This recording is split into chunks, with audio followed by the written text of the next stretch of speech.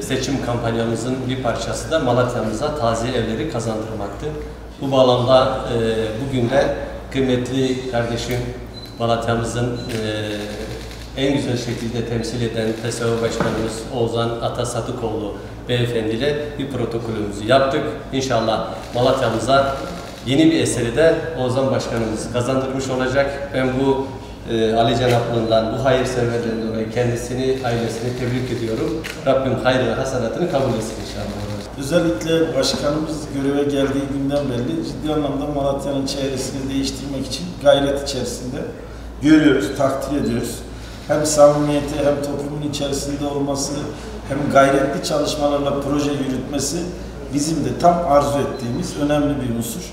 Bu anlamda başkanımızın bu mücadelesinde her zaman yanında olduğumuzu buradan bir kez daha ifade etmek istiyorum kamuoyunun huzurunda.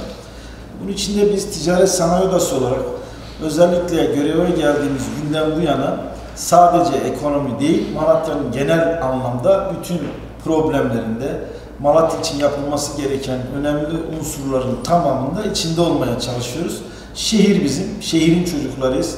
Bunun için de taziye evleri yapma sürecinde başkanımızın ve diğer başkanlarımızın yanında olmaya gayret göstereceğiz. Özellikle bizim esnafımızın da birçoğunun taziyeleri oluyor. Biz koşulların iyileştirilerek çadırlardan hariç böyle insanların, gelen misafirleri ilgi alaka içerisinde gönderebilecekleri atmosferi çok önemsiyoruz.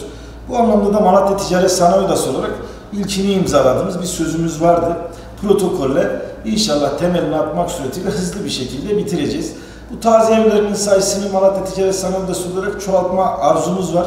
Bütçelerimiz dahilinde hem bizim üyelerimizin de katkı yapması durumunda elimizden gelen çabayı sarf etmek üzere önce şehrin 2 tane ilçesinde Battalgazi ve Yeşilyurt'ta daha sonra da diğer ilçelerde elimizden gelen gayreti gösterip taziye evleri sayısını arttıracağız. Bu anlamda başkanımıza da teşekkür ederiz. Yer gösterdiler. Hayırlı uğurlu olsun diyorum. Hayırlı olsun. Tebrik ederim. Teşekkür ederim.